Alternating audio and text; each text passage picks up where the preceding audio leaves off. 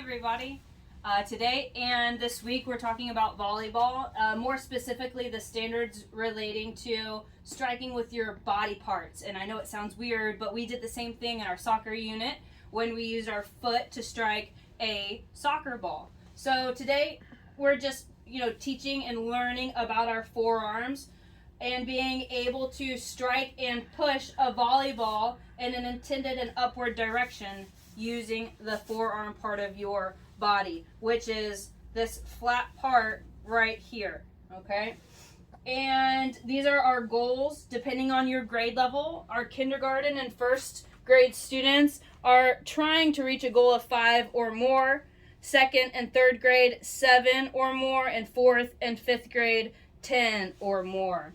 And we do this skill and practice this activity to become a little bit more fun, just have a experience and building those fundamental skills related to the game of volleyball. Living here in Florida, we have beaches all around our state, and many beaches have beach volleyball nets and just give you the opportunity to play at the beach. But starting at the middle school level, we've got boys and girls teams in our Hillsborough County schools. So that's also something to think about moving from middle school to high school and even on to college. As we teach, we want to talk about some skill cues. And your skill cues are just what you follow to perform the skill correctly. So we want to start with our body facing wherever we want our ball to go. Now, in a real game situation, not always is our body facing our target, but our body, if we can, while we practice, we would like our body to face the target. 2, we've got our knees are bent, just like in this picture, and we want our arms to be flat, again, just like the picture. The third cue that we try to follow is pushing or striking the ball with your forearms only, and then following through. If you look at these pictures, we have these knees bent, we have the arms straight, and that ball is hitting this example right at his forearms. This angle will give the ball an upward curved direction that we want, or that we talked about earlier. Whereas this one, you've got your knees straight, the arms are down, it's going to be going straight to your target as opposed to a curve, which will make it more difficult for your partner to get that ball back to you. If you look at these pictures over here, again, we have this guy is looking at his target. His knees are bent and his elbows are straight. He's got a great platform there with his arms. And then we have this girl over to the side that is actually using an apparatus in this picture to help her form.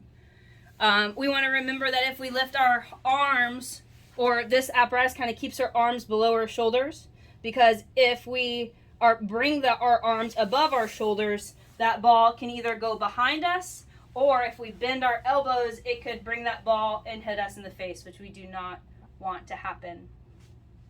All right. The last thing we want to talk about in our volleyball forearm passing is the way that we hold our hands. Because if we hold our hands correctly, even if we mishit it, we might still be successful.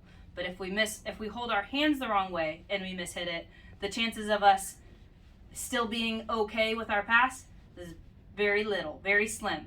So we want to avoid crisscrossing our hands like this, especially overlapping our thumbs. We want our thumbs to always be side by side, and we never want to crisscross, but we're going to teach you to lay both of your hands flat and then overlay your fingers over your fingers, and then close your hands slowly, keeping your thumbs side by side, and then holding them tightly together. You want your hands to be almost glued together.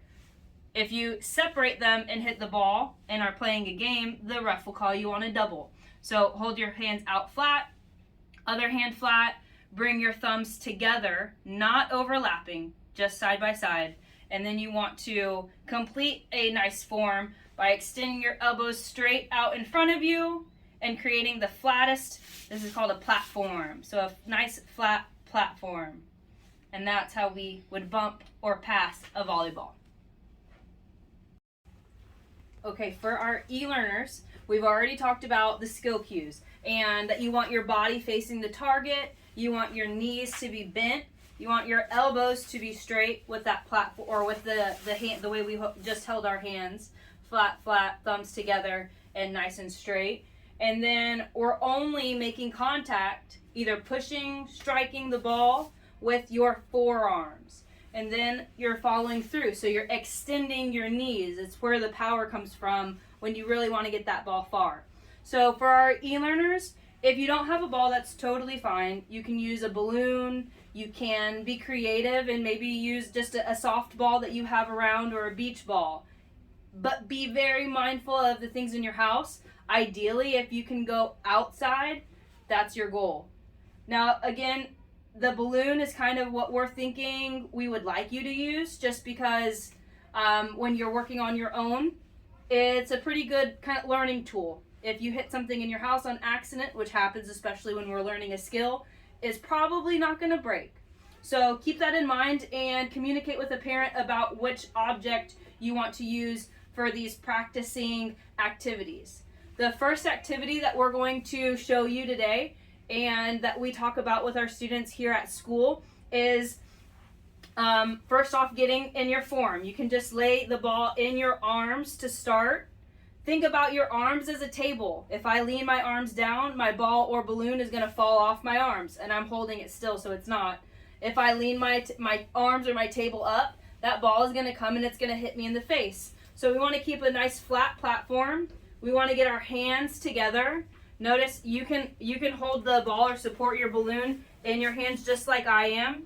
And then you want to get your hands situated. So flat fingers on top of flat fingers, folding your thumbs together and nice and flat.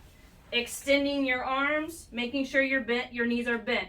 The first activity is called, we're gonna push it, then we're gonna strike it, and then we're gonna catch it, all with our forearms, keeping your hands glued together. So first you're gonna push up, and then you're gonna strike, and then you're gonna catch it in your hands. Again, you're gonna push up, strike, and catch it in your hands. The difference between pushing and striking is I'm pushing the ball off of my hands, and then when it comes down, I'm gonna strike it. So with your balloon, you would push it up, strike it, and then catch it coming down. For kindergarten to second grade, with your balloon, try and do that 10 or more times in a row. For third through fifth grade, try and get that 20 times or more before you move on to this next activity. If you need to pause your video, go ahead and do that now and try and get that goal. Our second activity is just going to be striking the ball continuously. So go ahead and get back in your position. Arms are straight. Your platform is nice and flat.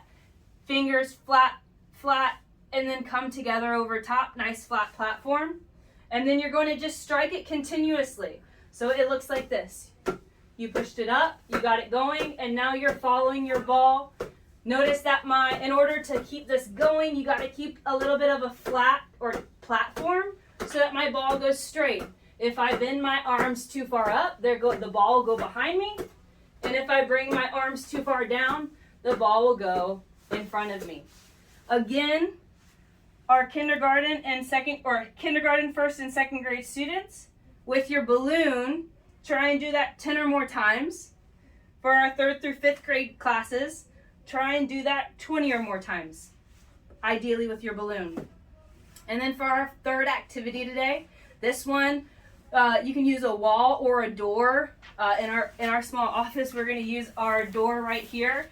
And instead of striking the ball up, you're going to be striking it against a wall and then adjusting to pass it back to the ball.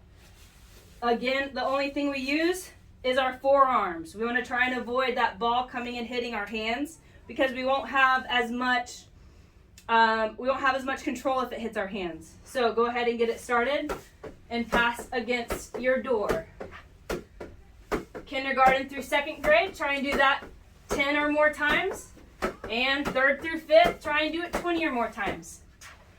That's all for now for our first volleyball unit lesson, talking about how we strike the volleyball with our arms, our forearms to be exact.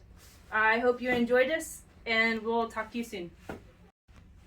This next video is of a couple of students in our classes that were doing the activity together with partners. So the way it looks on your end might be different because you're working solo, but if you did have a partner, this might be what it would look like.